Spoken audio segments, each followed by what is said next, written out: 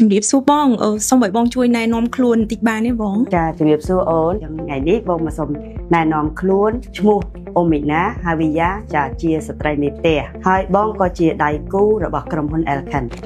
បងអញ្ចឹងបងស្គាល់ក្រុមហ៊ុន Elkan យើងតាមណាដែរបងចាបងស្គាល់ក្រុមហ៊ុន Elkan តាមរយៈការផុសតាមបណ្ដាញសង្គម Facebook ផ្ទាល់តែម្ដងអូនហើយក៏បងចូលមកសម្ភាសតែម្ដងតាមគេថាការផ្សព្វផ្សាយគឺតាមរយៈនៃការធ្វើការងារទេចាអ្វីដែលសំខាន់ពេលដែលមកដល់ចាខាង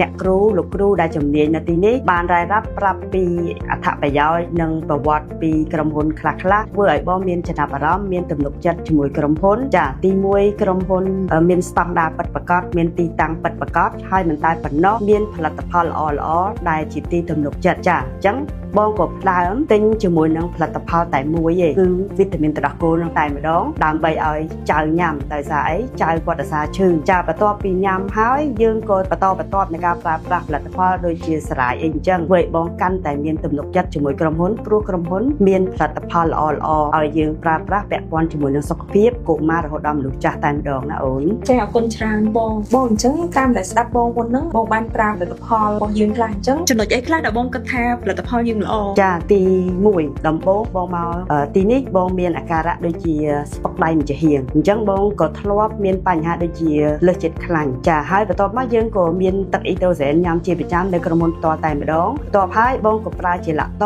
លាងកាពះពោះវៀនហើយយើងបន្ថែមជាមួយនឹងវីតាមីនទឹកដោះគោនិងសារ៉ាយផ្សេងគ្រប់ផលិតផលទាំងអស់បងប្រើដូចជា Bifit កាហ្វេបងញ៉ាំជាប្រចាំហើយទទួលបាននូវលទ្ធផលការបម្រែបម្រួលសុខភាពល្អប្រសើរពីមួយថ្ងៃទៅមួយថ្ងៃជាពិសេសយើងអាចញ៉ាំទឹកអ៊ីត្រូសែនបានជាប្រចាំថ្ងៃនៅក្រុមហ៊ុនផ្ទាល់តែម្ដងចាបងស្រីមិញហ្នឹងឮបងនិយាយថាបងមានបញ្ហាស្ពឹកដៃមកជាហៀងហើយបងបានទទួលទានផលិតផលរបស់ក្រុមហ៊ុនយើងអញ្ចឹងសូមសួរបងបន្តិច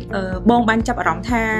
ការទទួលទានផលិតផលដោយដែលបងបានរៀបរាប់ហ្នឹងប្រហែលរយៈពេលប្រហែលទៅបងដឹងថាអាស្ពឹកដៃហ្នឹងវាបាត់អានេះយើងអត់ទាន់ប្រើផលិតផលអីច្រើនជាពិសេសទឹកទេជាប្រចាំតែម្ដងញ៉ាំប្រហែលជាចូលមួយខែចាយើងញ៉ាំជាប្រចាំចូលមួយខែបន្ទាប់មកយើងទទួលអារម្មណ៍មួយថាស្រាលអាស្ពឹកហ្នឹងដូចភ្លេចចាដូចភ្លេចហើយមិនតែប៉ុណ្ណោះបងមកដំបូងនិយាយការពិតបងជួយចកេះខ្លាំងណាស់ព្រោះអីបងធ្លាប់ផ្ទះកាត់បងជួយបងអង្គុយអត់បានទេតែទីងាយតិចបងផ្ទះវិញហើយចាតែដល់ពេលមករយៈក្រោយមកបងអត់ដឹងថាវាបាត់ពីអង្កាលទេបងអាចអង្គុយតាំងពី8ព្រឹកដល់8ងាយបាន8យប់បានណាដែលអត់មានការឈឺចុកចាប់អីអញ្ចឹងទេដោយសារការប្រើប្រាស់ផលិតផលនេះបងឃើញជាក់ស្ដែងចំពោះខ្លួនឯងអញ្ចឹងបានន័យថាការដែលបងបាត់ស្ពឹកដៃហ្នឹងគឺដំបូងឡើយបងចាប់អារម្មណ៍ដោយសារតែបងប្រសាទឹកមុនគេចាទឹកញ៉ាំជាប្រចាំតែម្ដងចាបងចាអរគុណច្រើនបង